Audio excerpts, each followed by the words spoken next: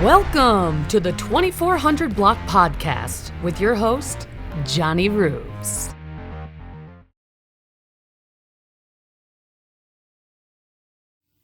Hey guys, thank you for watching us on the 2400 Block Podcast on social media, especially on YouTube. I do have an in-studio guest. He comes all the way from San Diego, and I feel honored to have him here today. We have none other than Jesse, and I'm going to pronounce your last name. Is that Waddell? Waddell. Okay, I just want to make sure that I want to pronounce it right. Because, I mean, it feels kind of weird sometimes when you pronounce the name wrong, and I've had my name mispronounced on the first day of school every single time, and it's just flat out embarrassing. Every single year of my life. Jesse Waddell? Oh. No, you don't know how to read, teacher. Stop it. Yeah. Yep, he comes all the way from San Diego, guys, and he was a guest on our show for I think it was 2 seasons ago, and it was on audio podcast, but it's good to have him here in person with me here tonight as we are podcasting right here at nighttime. Look at the sign, it's all glowing up right now. So yeah, it's definitely worth the hype right now. And we're going to be talking a whole bunch of stuff. We'll be talking, techie, so for those that love tech stuff, I guess this is the episode for you to watch. And Jesse himself will provide some insight. And I sent him I don't even know which one it was, but I have 2 iPod, back from 2004, 2005, one of those years. I don't even know what generation it is. I think it's the, third and fourth generations. Yeah, one has the photo, and then the other one just plays, straight up audio. Yeah. Well, photo and on audio, and the other one's just audio. Yeah, so they refer to those as monochrome because of the display. It's like that OG, just plain, boring LCD display. Yeah. And then the photos, it's like a legitimate, modern day photographic screen, like your phone, but yeah, 120p or something like that, because it's little. Yeah. So the one he just held there was. What he loaned to me, because we ran into a problem with this iPod that I mailed to him over 2 weeks ago. Yeah, about 2 weeks ago. And I just wanted to get this thing going again. This unit has been an inspiration to me. I was going through a hard time, going through the motions in life, dealing with a relationship. Of course, that's what took me down for a while, and after that I just started listening to this a lot, and music somehow got me back on my feet. I mean, it wasn't just music with meaning. No, it's like music if I wanted something like Linkin Park, something to get me going on the road. Well, I did not do any road rage.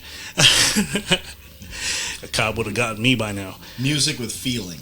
Right. Music with feeling. When you feel the music, it changes you, right? It right. changes your mood. It helps your mood. Mm-hmm. Or, maybe it enhances the road rage a little bit. I don't know. I can't confirm nor deny that. Yeah.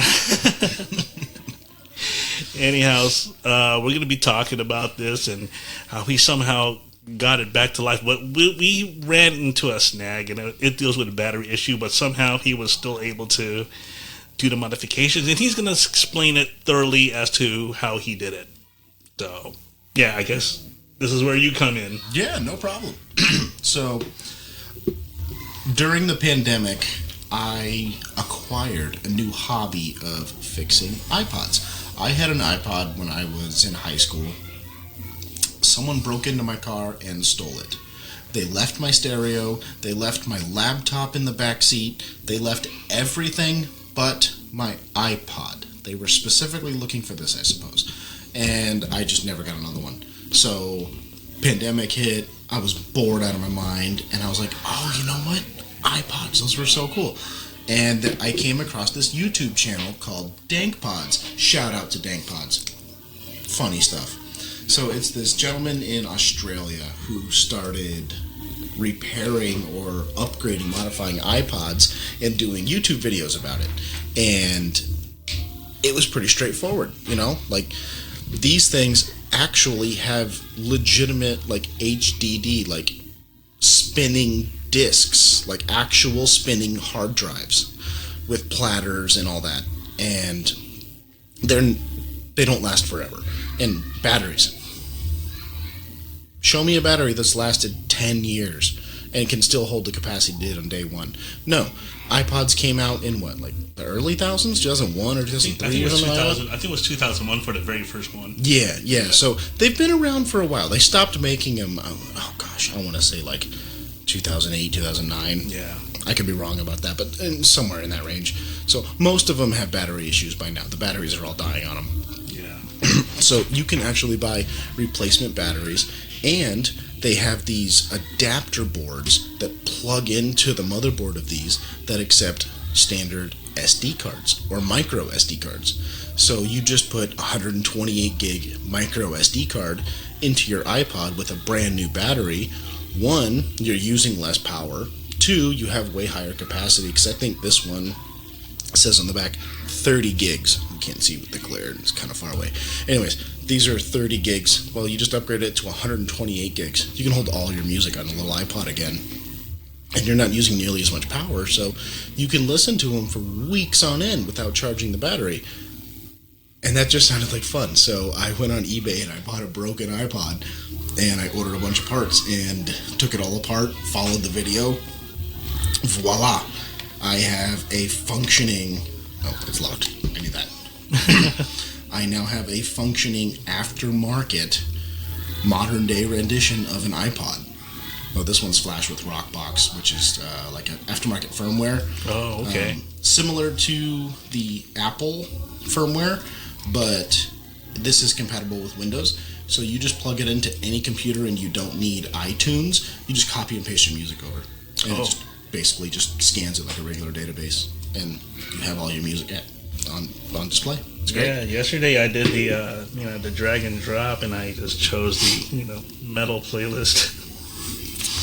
May or may not have preloaded these with a fine selection of metal and rock. Metal, punk, hard rock, that's what it was. Go. And then there's a whole bunch of songs that I kept. So. Oh, yeah. Yeah. Oh, yeah. My childhood. It's wonderful. And by the way, I did try out the headphones that Jesse has on right now, and it sounds real good. He's going to elaborate more about those headphones and what brand it is. Yeah, so... and how he got into that. How I got into it. Yeah. The same YouTuber, DankPods, who showed me how to, rebuild and upgrade old iPods, he also happens to be we'll just call it a music enthusiast. Some people refer to it as audiophile. I think there's a difference. Audiophile is, kind of higher end, really expensive stuff. Mm-hmm. Whereas, an enthusiast, you can find fun ways to enjoy music on the cheap side. Well, not cheap. Cheap is not the right word.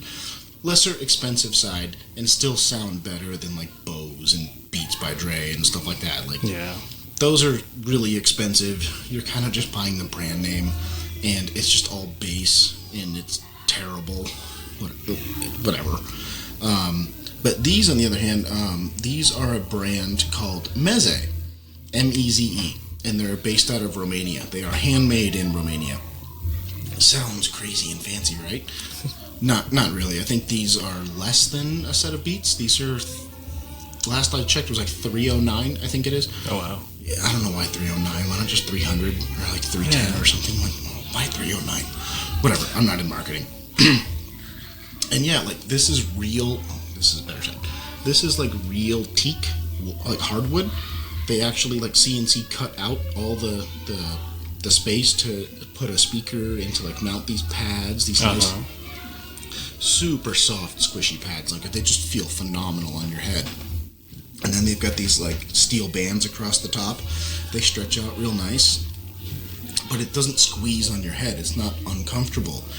Elastic band here that is super stretchy also, so it fits on just about anybody's head.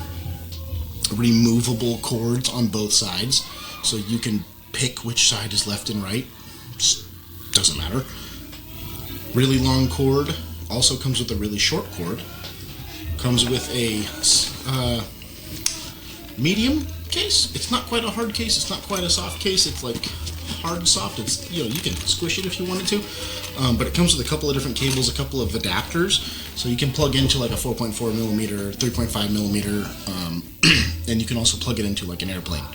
Mr. Meze actually specifically designed this particular set of headphones for flying, for traveling.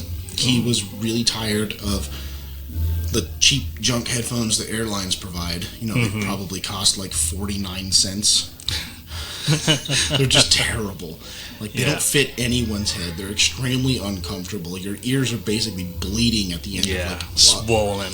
Yeah, like, I mean, at the end of the ad, before the movie's even started, your ears are bleeding and just super uncomfortable. So he, at least this is the story that's told, he pretty much said, enough of this. This is shenanigans. Like, I travel too much to be uncomfortable. So he went ahead and designed his own headphone, and this is what he came out with. This was like the first edition of Meze headphones.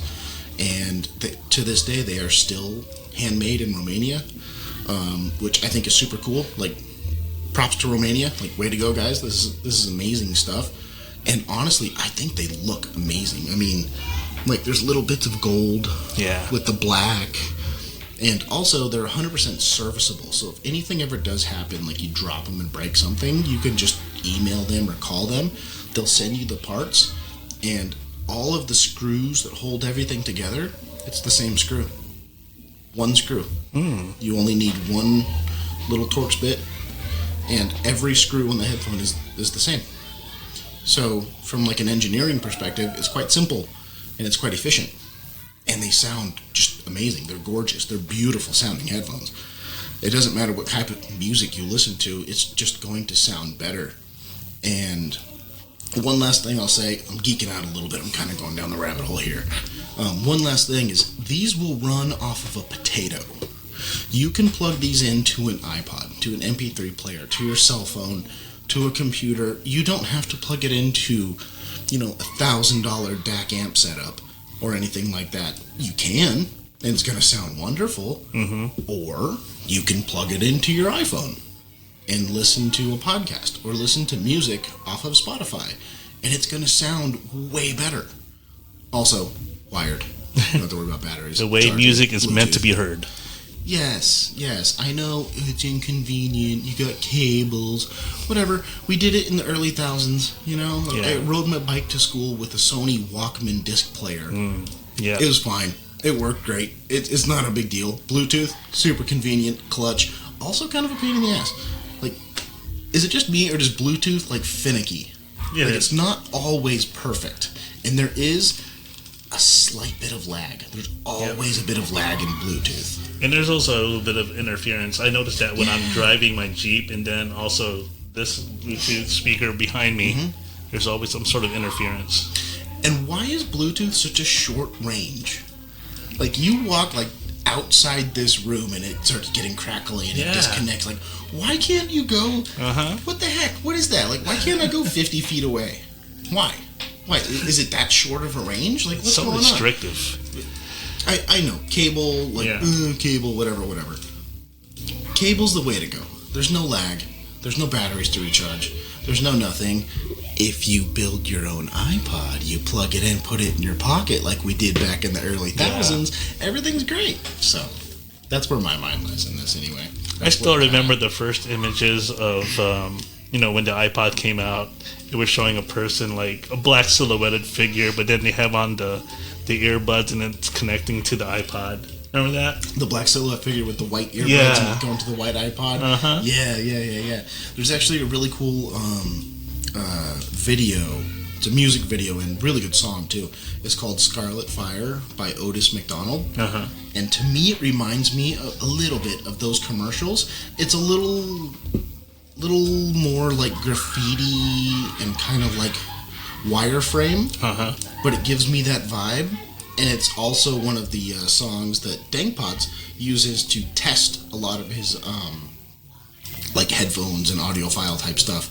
And he does like side-by-side comparisons, like listen to this set of headphones and then listen to these. Same song, same chunk of the song, just two different, headphones, and you can hear the difference. It's kind of cool. It's also a really fun song. It's like 2.5 minutes long. It's really short. But yeah, Scarlet Fire by Otis McDonald. Everybody should check that song out. You will love it. Okay, wonderful. By the way, it's good to hang out with you, dude, bro. That's right, bro. We got the dude, bro, Coca-Cola cans. Yeah. That's phenomenal. I was very excited about that. Wonderful. By the way, when those headphones are like in front of my face, it's like, hey, it has some sort of a swag feel, It's like, hey, I'm a headphone. How you doing? Yeah. You want to try me? I got a story for that. Okay. We flew out here to Chicago from San Diego, and we were sitting. We had just boarded the plane. Okay. And they started taxiing us out. I said, okay, well, now's the time to put everything in airplane mode and take the headphones out because, Yeah. It's what you do. Like, I don't care about the safety briefings. Like, it's an airplane, man. If something happens, like, putting my head between my knees is not going to help me at all, right? Like, I'm just going to put my headphones on, put my music on, and just be done with it. So, I have my case. I'm unzipping my case and taking my headphones out and taking the cable out and, like, stretching the cable out and plugging it in and connecting it. And there's a guy across the way who's just staring at us the whole time. He's just... Oh, really? You could tell he was curious, like making the different noises, like the different like looks and like moving his head up and down and kind of bobbing and weaving a little bit. It's like, what is so this? He's like, what is that? Like, I've never seen headphones like that. And if you have Beats by Dre or Bose, everyone knows what that is. Yeah. Everyone knows Bose. But like, who knows Meze? It's about the same price. And in my opinion, it sounds infinitely better. It's just not Bluetooth. But I don't care. I'm on an airplane. Bluetooth doesn't matter on an airplane. Plug into an iPod that has a battery life, of 2 weeks, or plug it into your phone and just enjoy. Like, be comfortable. These are very comfortable, by the way. Like, I have quite a large dome, and so these are kind of like opened up pretty wide. But like, they're not squeezing my head. These ear pads are like really soft, like memory comfortable. Comfortable. It's nice soft leather. It's like really nice. My ears aren't touching anywhere inside here. Like, it just kind of cradles my ear nicely. And I think you figured this out last night. Yeah. The louder you turn them up, it stays clear. Yep. You don't get distortion at higher, at way higher frequencies. Obviously, you can still get distortion, yes, and that's where like a DAC and amplifier will come into play and really help clean that up even more. But like for an iPod or your cell phone or something, you can turn it all the way up, and these are going to stay clean, like just super crisp. Excuse me. Nice and crisp across the board. Like, everything is just going to sound good. Just like he's hearing himself right now. I know, it's with these weird. headphones. Super clean audio. Oh yeah. If there's something I've learned over the pandemic, it's regular, air quotes, regular headphones are not good. They're just not. Just like the one I have on right now. Oh, no. Those are Audio Technicas. Okay. Those are nice. Okay. Those are like studio grade and something fun. Yeah. These headphones are considered to be like a warm sound. So it's got like a V. If you were to, excuse me, if you were to look at like the EQ or like the tuning of this particular set of headphones, it would almost be like a slight V, right? So it's a little bit more bass, a little bit more treble. The mids are still pretty high, but nice and wide. So you do get excuse me, you do get to hear everything nicely, but you get a little extra treble and a little extra bass on top, so it's just nice and warm, it's fun, it's exciting, everything just sounds great. These Audio Technicas, these are studio headphones. They're very, very technical. So, like, when you see music videos of, like, guys in the studio, like, doing all, like, touching all the knobs and all the sliders and stuff, and they got those headphones on. Those headphones are directly translating what the artist is saying or singing or whatever. So they're very, very technical. They're not meant to have a ton of bass or a ton of treble or anything like that. They're flat. So they're very precise. And that it can also sound good. So, like, if you listen to a specific song with studio headphones, you will hear it the way the artist intended it to be here. Excuse me. Got this dry cough is just not going away. But studio headphones, flat, you will hear it the way the artist intended it to be. Good example is the Gorillaz. They're huge audiophiles. So, like, their music is, like, super technical. And if you have, like, a nice technical set of headphones, like the Granddad, right? Like the Sennheiser HD 600s. If you have Sennheiser HD 600s and you go listen to Gorillaz, like Dare, oh my goodness, that song is amazing. It's wonderful. You hear so many different little things here and there, and like everything. Like, you just close your eyes and listen, and you can almost hear where the artists are sitting as they're, like, making the music. It's wild. But, like, try that with, like, a set of Bose, just like a generic set of Bose, or, like, I don't know, Dre's, or those Sony, like whatever the $80 Sonys are. I don't know. Take your picker. Oh, Skull Candies. Yeah. Go get some Skull Candies with that bass slider knob thingy. Yeah, that'll blow your eardrums out in a hurry, and it'll hurt in the process, but it's just not going to sound the same. Technical headphones sound. They try to replicate the music the way the artist intended it to be heard. Whereas these are going to add a little bit of extra bass, a little bit of extra treble. Again, they're warm and they're fun. So, I'm not an audiophile, just for the record. Like, I'm an amateur at all of this. If I am speaking incorrectly, please don't crucify me. I'm just relaying what I think I understand. Yeah, we're just talking from a common man's point of view. Yeah. I don't consider myself an expert. I'm just an enthusiast. I just have fun with it and try to enjoy it. So. Okay. All right. We're going to test out some audio here, and these are guys from the U.S. Navy. One of my friends is from San Diego, and he's with his shipmates right now. They're going all around the globe. Last I heard, they were in Australia. They were making some tracks for my podcast. So I'm just going to go find this email real quick that he sent to me. So don't mind me as I'm scrolling right now, and I'm just trying to look up that. There it is. All right, I got some here for you guys. So he's going to test out the track. Hopefully, I'm going to make sure that I have this on Bluetooth first. That will connect with the deck that I'm on. So, okay, it's connected. So here we go. I'm just going to play this track real quick. Let's see. Wait a minute. I want to go to the recent one he sent me. Yeah, he's making a lot of tracks, and these guys are like super talented. I know they're over there defending our country, doing what's right, and having fun with the Aussies. Again, shout out to Dank Pods over there in Australia. So, okay, let me find it here. Now, this is one that me and my friend Ed, he's from Los Angeles, he joined me on the podcast not too long ago. We're trying to start our own show. So every time I have on, these guys for the podcast team, we all have our own respective shows. So if I'm with someone, I'll be on the show with them at the show that they, wanted to be named. I didn't even come up with the name, like Ship Off the 2400 Block. It was my friend that came up with the idea. So I had to go to my friend, my shipmate friend in the Navy, and get him to record the track along with his buddies. So here it is. Without further ado, I want you to listen to it with your headphones as I'm going to play it right here. Let it rip. In front of you guys right now. Here we go.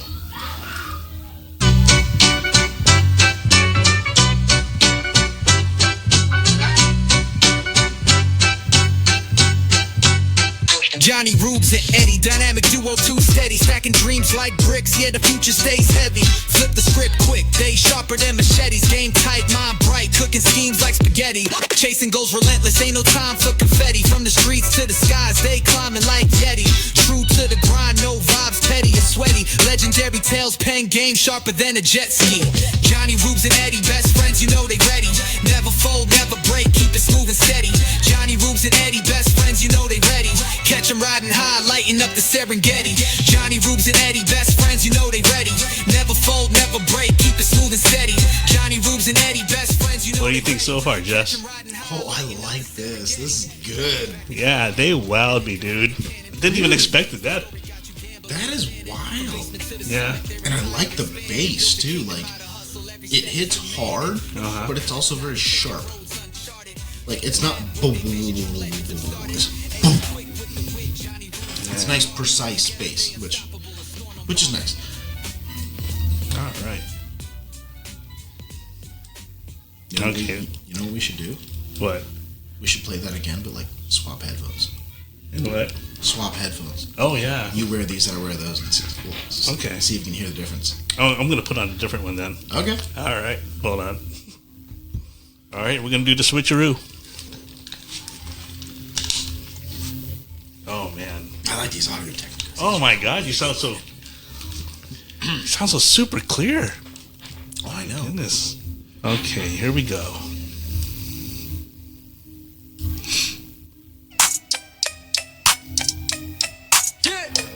From Chi-Town streets to LA glow, Laurie Marks got to fire the show. Truth in the voice cutting through the haze. Confidence lighting up these days. Yeah, she's setting goals that touch the sky. Feeling steps as the world flies by. Knowledge sharp like a shining blade. Breaking walls with moves she's made. High goals, high stakes, she's aiming for more. Bold truths, bold moves, breaking down the door.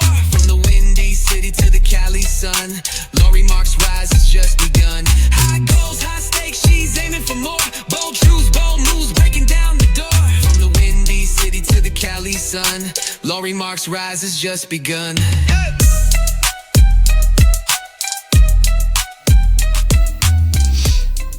Wow. Sounds so good on this headphone. Yeah. So I know they're different songs, but right off the bat, the bass is not nearly as strong with these headphones, and it's almost like not as loud, right? Right. But I can tell with these, it's much more precise. Like everything is like, I don't know if I have the vocabulary to describe it. Precise is what I'm trying to say. Like, I can hear everything very cleanly, very distinctly. Like, I can hear the beats. I can hear the start of the bass, the end of the bass. I can hear the vocals very crisp and clean. Whereas with the mezzes, like, it felt much more like... Yeah. It was more bass. But it wasn't too much. Like, it wasn't like... You know, you pull up at a street, like at a stoplight, and some dude's like license plate is rattling out of his car. Like, it doesn't sound like that. It's more bass for sure. Like, you definitely feel it. Like, you can even feel the vibrations, like in your head. Like, the bass is hitting hard, but it's still clean. It is. It's not too much. It's not over the top. There's not a lot of distortion. But yeah, like, these are much more precise. These are definitely studio monitors, and those are like more fun, more play. Yeah. Yeah. They're definitely warmer. That's what they say. I don't know, I guess. They're fun. They're a lot of fun. These sound great. These, again, phenomenal headphones. You can't go wrong. But the mezzes, way more fun. More bass. If you like hip-hop, even rock, metal, things like that, a little bit extra bass is going to go a long way for you. Yeah. So, like, Audio Technica's great for doing podcasting. Yeah. Things like that, like doing studio recordings and whatnot. Mezzes, flying on an airplane, just getting your jam on. It's the way to go. It's a perfect way of explaining it. Yeah. And, you know, if you guys have just ridiculous amounts of disposable income, they have some upgraded versions, like the Empyreans. Oh, wow. The Empyrean Elites, I believe, are $4,000. These were $300. Yeah, and they don't have ones made out of wood anymore, right? So they still make those. Oh, they specifically. do? Like, they still make those. Okay. And they have a new one. They're called the 105, I believe. The 105s. It's like an ABS plastic, and I want to say it's like little hexagon cuts all over it. So these mezes are what's called closed back. Like, there's no holes in the side. Like, these are actually closed back as well. There's no holes for sound or pressure to escape.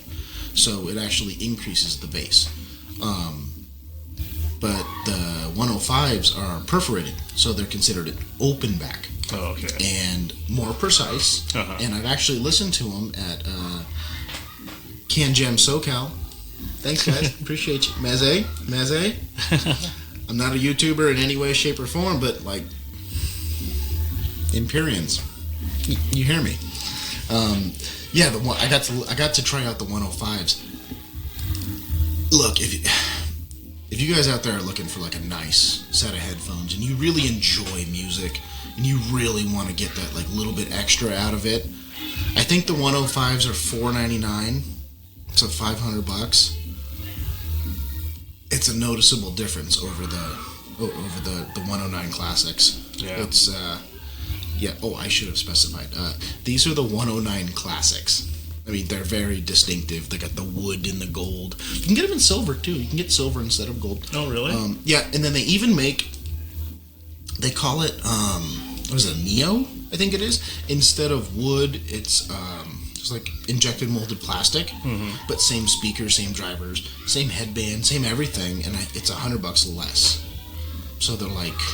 These are 309, so they're 209, I think it is, $200, something like that. From what I hear, I've never listened to them myself, but they're supposed to sound the same. But the 105s, yo, those are good. Those are great. They're phenomenal. Now, was this the one you said that was 3D printed? Or that's another one? It's a different brand. Okay. There's a gentleman, he's got a YouTube channel called DMS. He's big in the audiophile world. He decided to make his own headphone. It's called the Omega.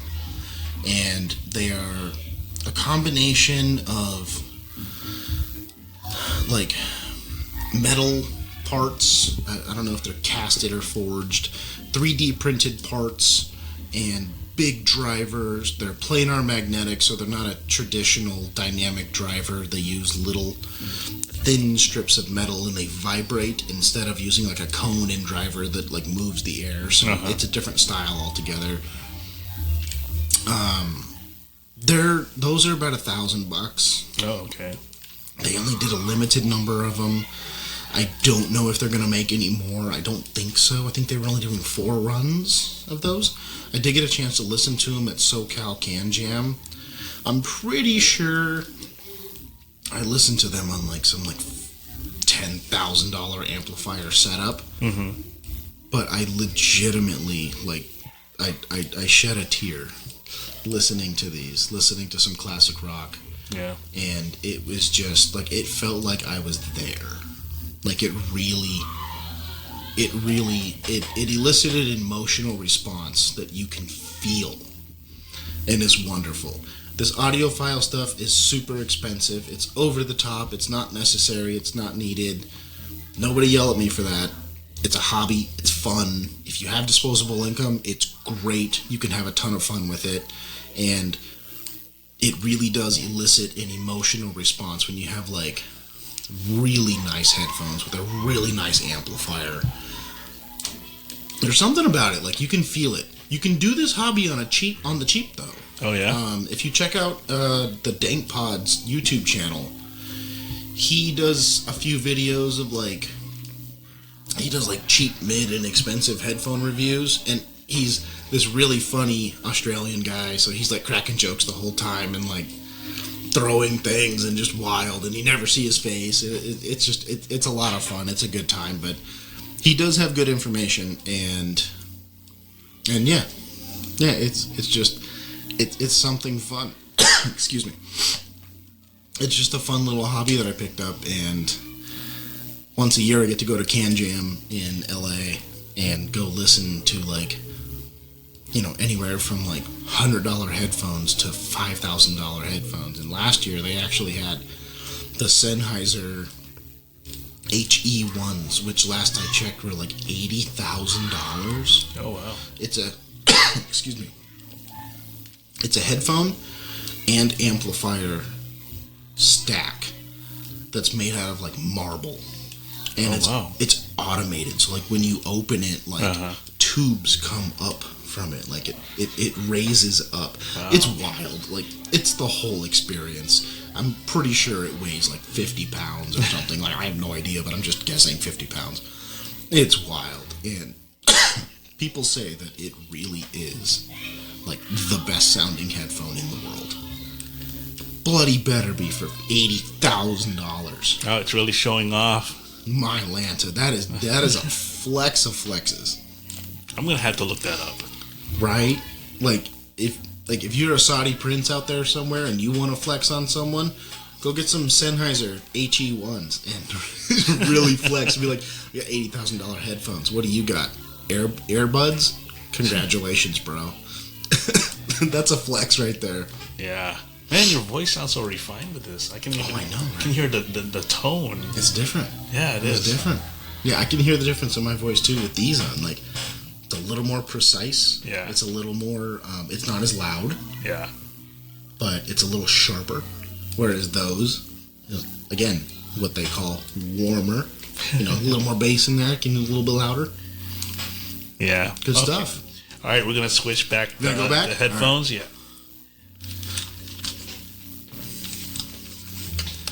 All right, let's do this. Which one? All right, there we go. I can read left and right. All right, there you go.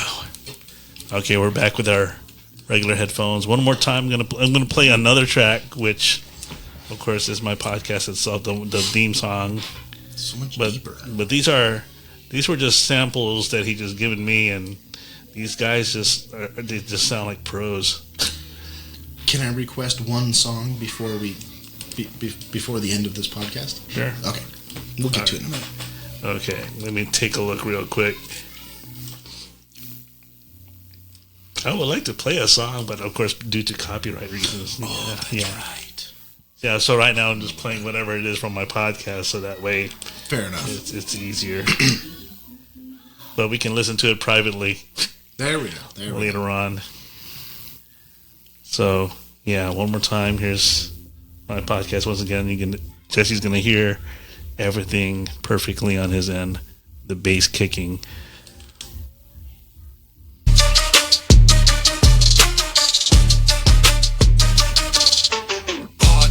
Spin, intelligence, binge watch. Jonnyroobs with the wisdom, never botch. Dark thoughts ventilate, handy crave knowledge. 2400 crew, like grip in college. Clever minds unite, discussions land tight. Sync up thoughts, intertwine, never bark trite. Mics up, lights down, we the crew profound. Jonnyroobs know the truth, bomb is going round. Catchy beats, the block that never sleeps. 2400 sound in your brain it creeps. Catchy sounds, the block that never bounds. 2400 tossing substance out of sounds. Catchy beats. What you think so far? Dude, your boy's got some skills. Yeah. Like, it's clean, it's tight, it's precise, it flows nicely. I've heard some, some music from folks who are not yet, quote unquote, like mainstream, and it's just like something about it. It's like it's a little choppy. It's like, okay, you could have tightened this up a little bit, but no, man, this is smooth. It's smooth. It's tight. It flows. It's got good rhythm. I dig it. All right, sweet. So yeah, these are the tracks that they make for me, and I can always request a song at any time. And if we were to have like a segment together, if we were to start off some sort of a spin-off featuring you, and you just tell them like your name is Jesse, and then describe so many things about you, you're gonna put it all into a rap. Oh no! Yeah. Oh, this is gonna be bad. I mean, you could even give me like footages of your Mustang, and you're gonna start rapping about it. Oh no! Yeah. Spinning tires. Love it. All right, let me see if I could find something here. I know this is going to come along as a shock to you, but I relied on this guy to make my beats a long time ago. And there was something he did, like I believe it was 2 years ago. It was a triple homicide, I think. Or was it a quadruple homicide? I forgot now. But he made my beats. And I think he snapped. That's what happened. He snapped. He was all over the news. Mm-hmm. It was a shock to me. Mm-hmm. Because, I dealt business with this guy. He wasn't just, a guy I did business with, but he was also my friend. He was a coworker, back in Virginia. And I was looking up to him to see if he could make the beats for my podcast when it first came out in 2020. So I'm going to try to find the beat that he made for me. So it feels kind of ancient for me, but for you to hear it, I just want you to hear his beat. It's different from those guys. Mm-hmm. So it's an entirely different thing. So let me take a look here. Let's see. Okay, let me see if I can play this one. How long is this? Oh, it's only 7 seconds long. I don't have the actual original file, so I'm just gonna play just a sample. So this is what he sent me. Well, I edited it out, but here's how it sounded like a sample.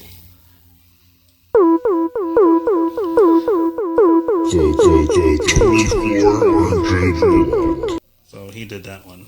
That was pretty cool. It was like a techno style beat, but I can't seem to find it. No, that was good. Maybe it was this one. Let me see.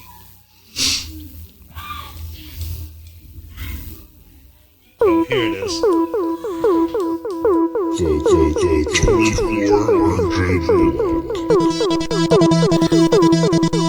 Sound very 90s.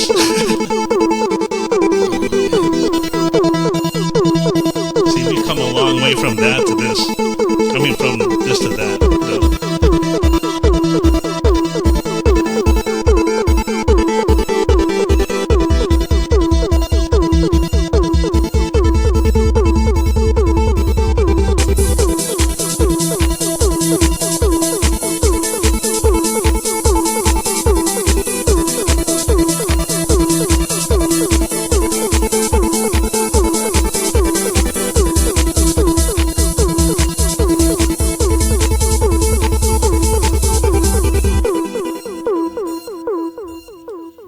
What do you thought of that?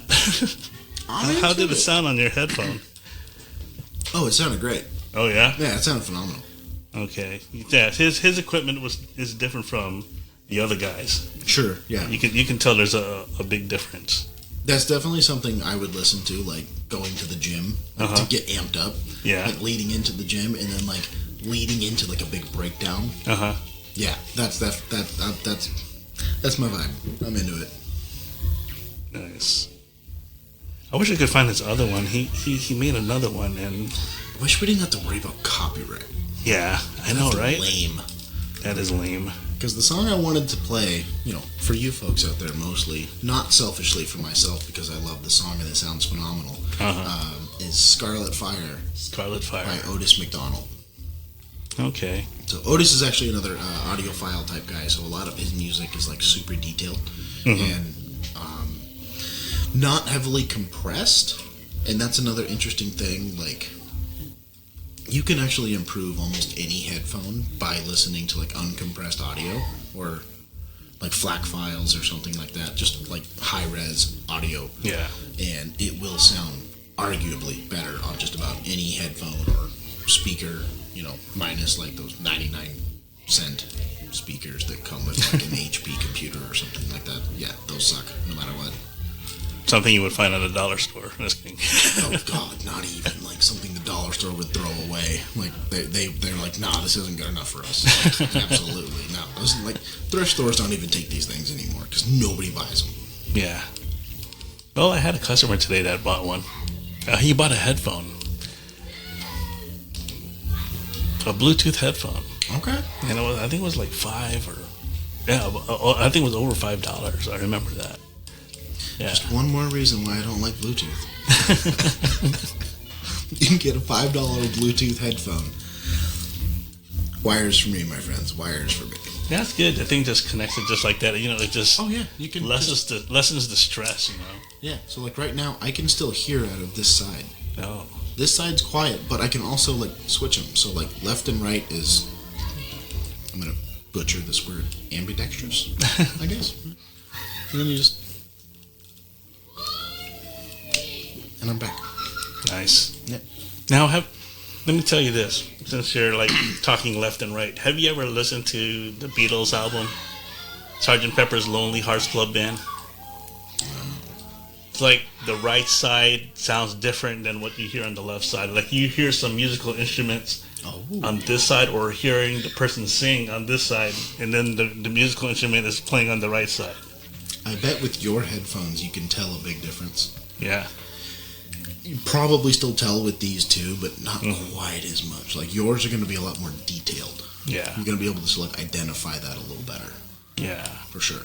See, when I hear you, I can hear, you know, how good it sounds. Like it's clean sound, but not like the one with that headphone. I hear more the it almost sounds like a bass that's backed up with your voice. Yeah, exactly. Yeah. Like it's just a little extra. So yeah. They call that, like if you were to look at like the curve, the graph, where they show like bass, mids, trebles, or the highs, flat is just like even across the board. That's kind of like what studio headphones, your headphones are going to be. They're going to be super flat, so you're going to hear whatever it is you're hearing the way it was intended to be heard, so to speak, I guess. Especially if you're listening to like pre-recorded music, like you're going to hear it the way the artist intended you to hear it. Now, these have their own set of tuning, and like different ear pads will have different ear pads will affect that. These cups will affect that. The speaker drivers will affect that. Like all the little things just change it, but it kind of gives it like a V taper, right? So it's a little extra bass and a little extra treble on top. So you can kind of, it's just a little extra, so to speak. So they're fun. They're just fun. It's just a fun headphone. Yeah. Yeah. By the way, folks, if you're hearing things in the background, there is something going on downstairs. So if the sound somehow tends to go over the filter, there's a lot going on downstairs. I believe the word he's looking for is karaoke night. Yeah. We just had to sneak away for a few minutes. Yeah. And so far, we lasted almost an hour doing this. Mile and time. Yeah. Good gravy. By the way, there is something here that Jesse has left, that he has given me 2 years ago, and it's just right behind us. So, let's look into it. I'm gonna get something back here.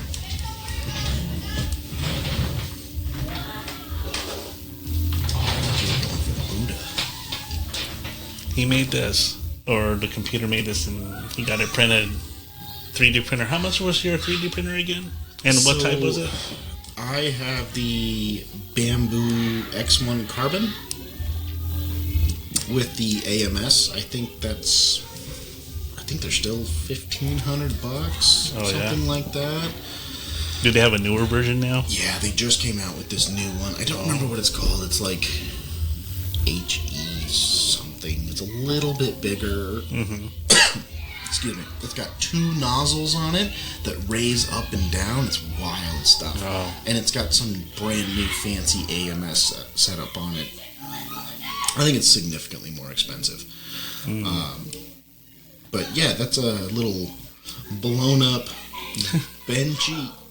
benchy cruise ship thing. Yeah. And we put Reese's name on the back. Yeah, we did. I don't know if you guys can see that, but there it is. See her name in the back. Okay. Yeah, it actually comes in reading correctly on the camera because it's backwards. Yeah. That's pretty good. Okay, besides that, he also made this one. See, now this is what 3D printers is for. You make a Buddha with the French bulldog head on it.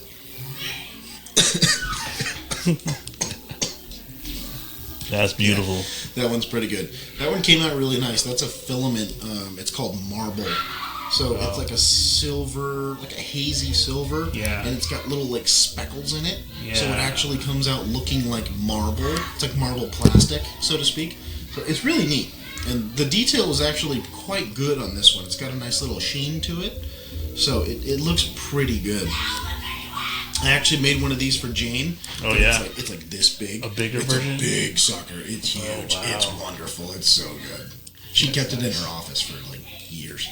Wow. So this thing was called filament, the thing that you always... Yeah, so the plastic itself is referred to as filament. And then I believe this is just PLA.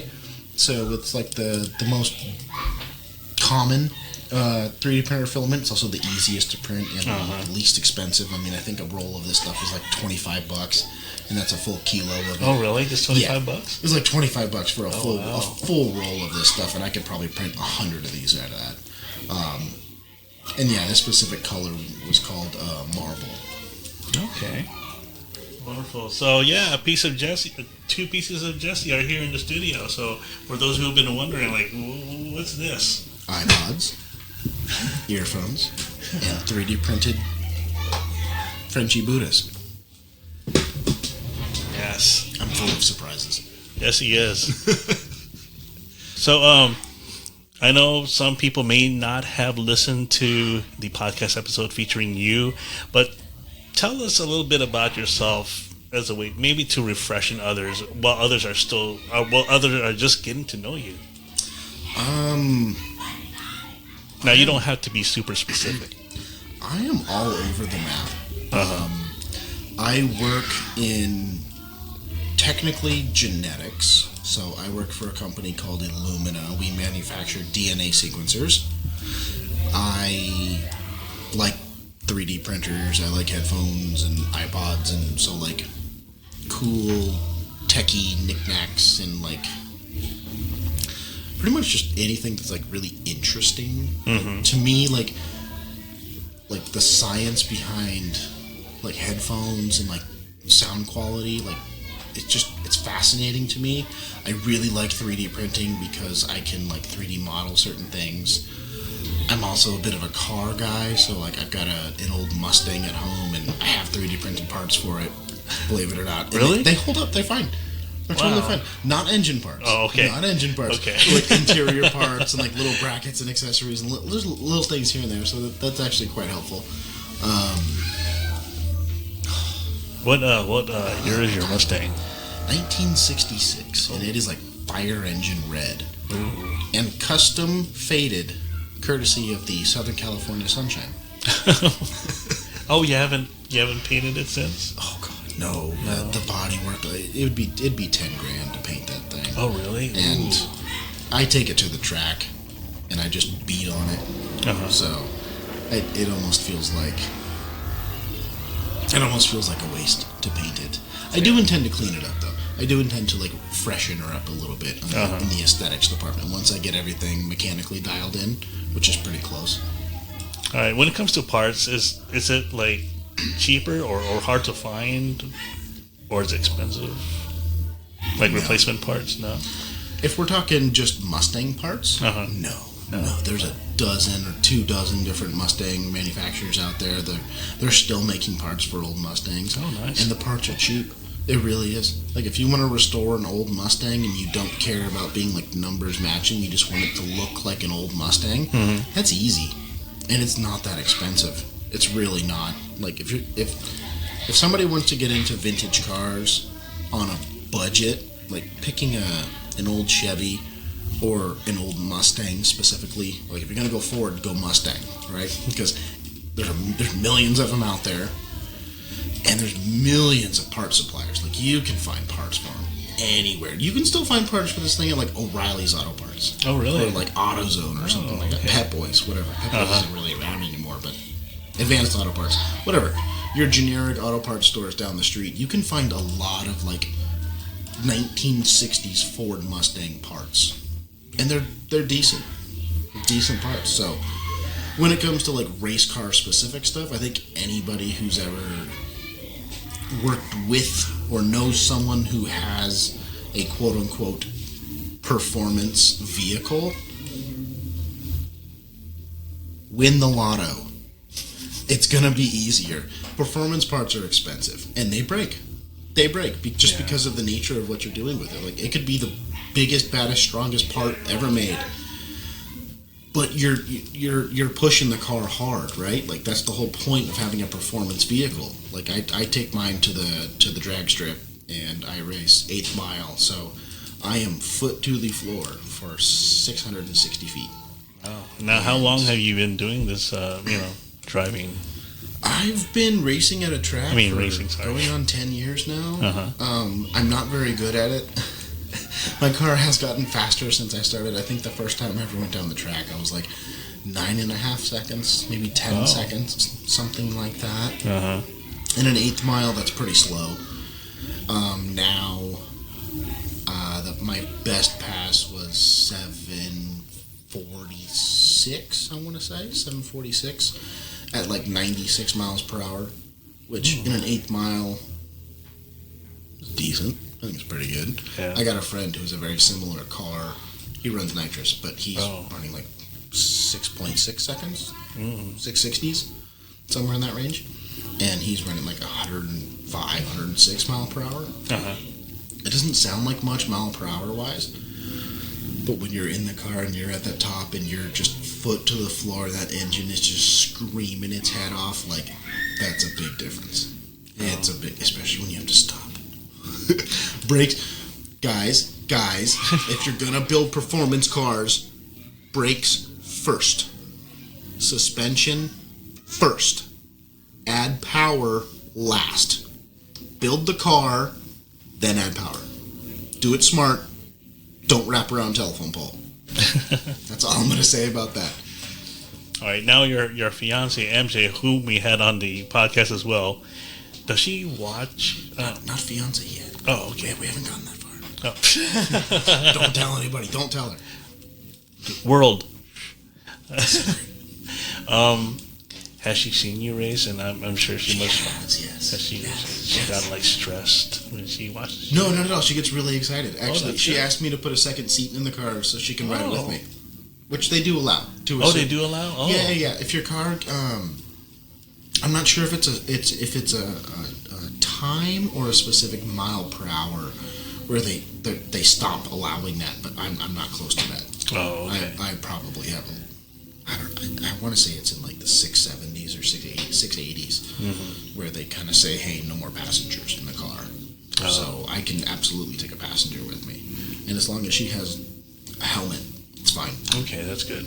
That's good. They always have EMS at the track and stuff, and ironically enough, like, racing at a racetrack is probably the safest place you can be. Oh. You're at a dedicated spot. You're not going to get hit by someone else. You're not going to hit someone else. There's guardrails on both sides. And if you, for some reason, like, your brakes quit, like at the end of the track, there's a sand pit. So you hit the sand pit. Uh-huh. And if you're still going, they have a big, like, aircraft net designed to catch, like, fighter jets, like F-18s and stuff. They have one of those at the very end of the track. So if all else fails, you get caught by a net. It's actually pretty safe. It's odds are, like, the odds are greater of you getting in a car accident driving to the track than actually at the track. So, race on the track, not on the streets. Oh. How about debris? Debris flying in the air. That's, of course, it's no. They're really good about keeping the track clean. Like, sometimes, like, cars break. Yeah. Body panels, whatever. If someone loses control and hits the wall, like, stuff can go flying. But there's no people down the track. Like, there are grandstands and stuff, but they're kind of far away from the track, and they stop about halfway down.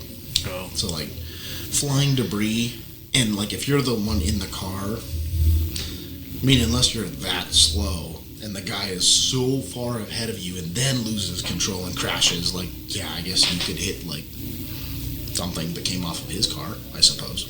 Yeah. But the odds of that happening are, like, so minimal. Have you heard about the NASCAR race in Chicago? No. Yeah, it's interesting that they, blocked off certain roads, and I see when, the cars lose control, and they just hit, the tires, which are pretty much the barrier. Mm-hmm. Yeah. Oh, yeah. Yeah, they set up, they stack tires and, tie them all together and stuff, and put, banners over top of them and stuff, so, if they do crash, they just crash into, rubber tires. Yeah. It's great. It's brilliant, because the tires will absorb the impact pretty well, and it doesn't beat up the car too bad. It's a really good idea. Yeah, it's just so cool just seeing it in downtown. I remember just watching it on TV, and these cars just have to go certain turns, and they have to brake. Then all of a sudden, when they're all braking, they're all tailgating each other, and then one car gets hit. And it's different from the ones that just keep going around the track like that. Yeah. Because they have to go through all these different turns. Yeah. Yeah, when you have to go left and right. Yeah. That's when it gets interesting. And, what do they say in Days of Thunder with Tom Cruise? Racing is rubbing. Yep. If you're doing circle track racing with, 20 cars on the track at the same time. Yeah. I'm sorry, but you're going to swap paint.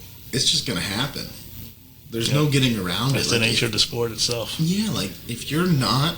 It's expected. If your car is coming back perfectly clean every single time, you're either the best guy out there, period, because you're so far ahead of everyone else you have nothing to worry about, or you're the very last guy at the back because you are not willing to take any chances at all. Yeah. And I'm sorry, man. If you want to be good or you want to be the best, you have to take chances. You have to push the envelope. Mm-hmm. It just is what it is. Yeah.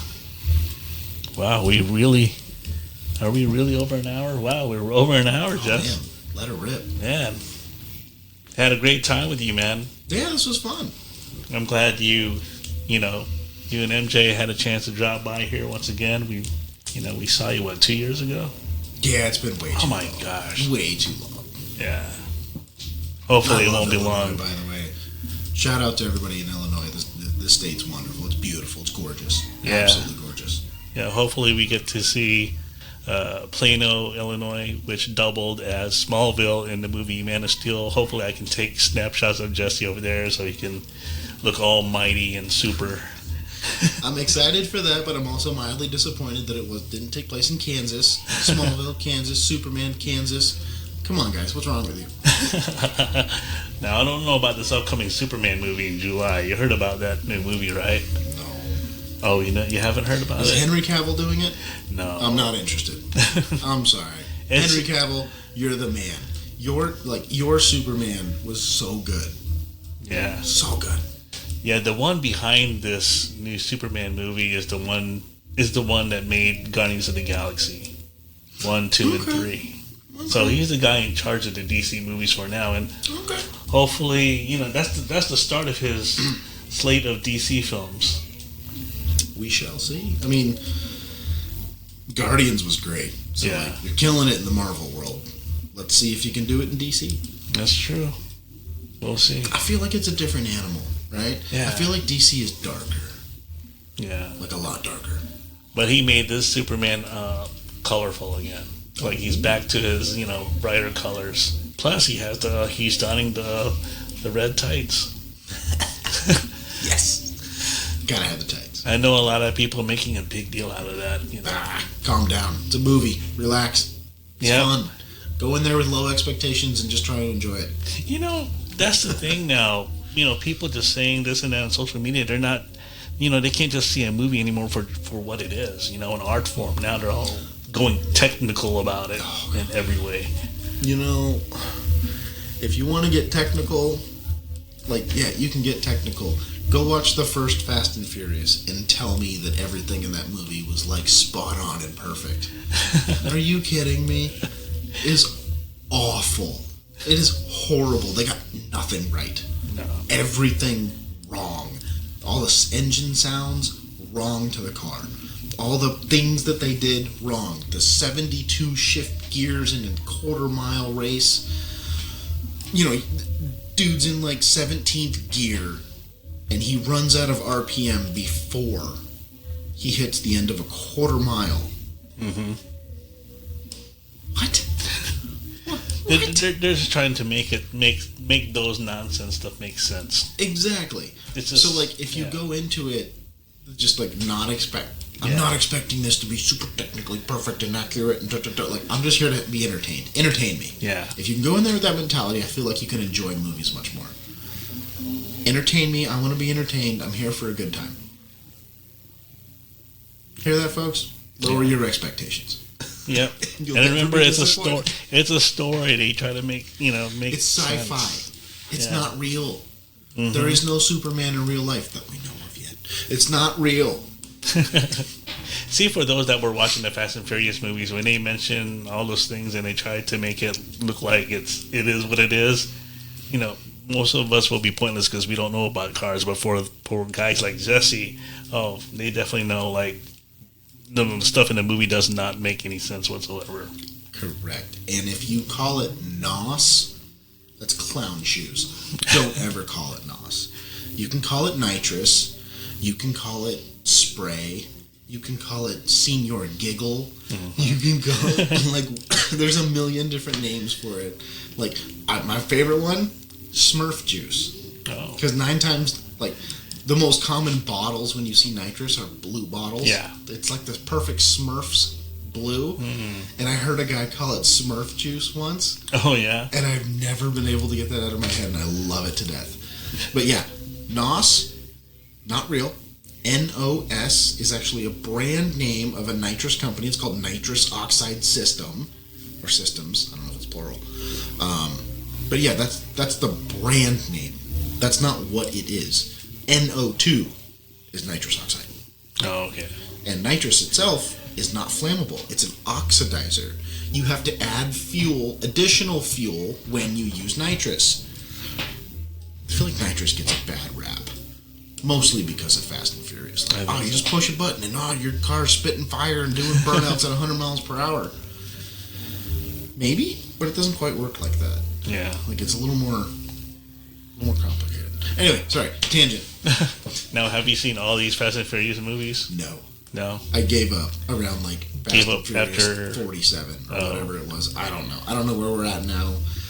The last one I remember... I think it's Fast 11, I think. God, it was like a submarine or something. Yeah. Like well, somebody jumped over a submarine and there's like a heat seeker missile going as slow as humanly possible and it hits the submarine. I don't know. And there's like a Lamborghini on ice. Like just crazy nonsense. Just wildness. Like, and I get it. I know what I just said. Lower your expectations. It's just there for entertainment. It's supposed to be fun. It's a bit much. It's a bit much for me. As soon as they went into space, I'm like, oh my god. It's so crazy. It's so crazy. Guys, back off. Back off the throttle on the Fast and Furious movies. Like, the first one was cool. The second one was okay. A little too much CGI. Tokyo Drift actually wasn't that bad. It wasn't. The actual car scenes were probably the most accurate out of all the movies. Like, drifting. Yeah. It did originate in Tokyo. Yeah. It did originate in the mountains, like guys drifting their cars. And they got these professional guys. And they got professional guys out there, and like they show tune up and like they like tuning the cars and like all the stuff. Like objectively, it wasn't really that great of a movie, but it was a ton of fun, and a lot of the drifting was pretty accurate. Like it was really good. Yeah, they actually... More of that. Did you saw... I don't know if you noticed, but there were I think there were maybe 2 race car drivers, or 2 guys that were really good at drifting in Japan, and they were making cameos. Oh, was it the 2 guys fishing down at the dock? And just that's not bad. Yeah. That's cool. I like that. That's dumb. I like that. That's rad. Yeah. Yeah, I love that movie. It just provides a different perspective compared to, what was that, the first 2? Yeah.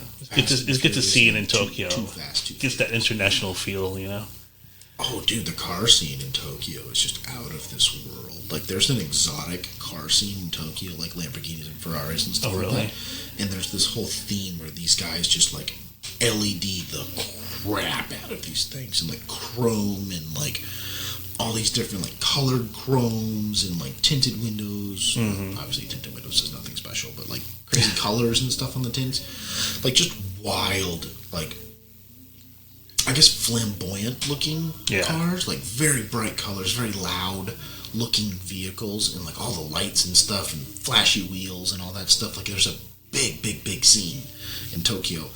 And then there's also, it's not as big, but there's a lot of like classic American muscle cars. Oh. There's a lot of servicemen who were stationed in Japan, and they brought their cars with them, and a lot of them stayed there.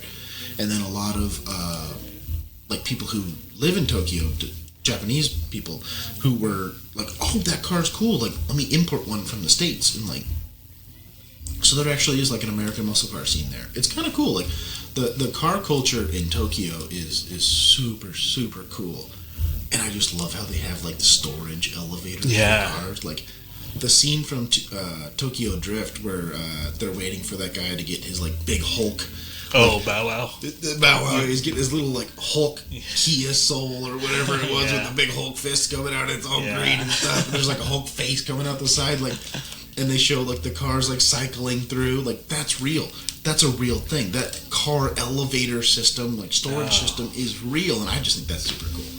They also have these like big stores in Tokyo. Yeah. It's like, remember in the first Fast and Furious, it was like Racer's Edge. Yeah. Where like it was all race car parts, just a whole store full of race car parts. Yep. They have stores like that where you can go buy like Sparco steering wheels, Sparco seats, Sparco harnesses. Oh wow. And then like Recaro seats and harnesses, and like all these nitrous kits and all these engine parts and rims and tires and body kits and all this stuff. I mean, anything and everything.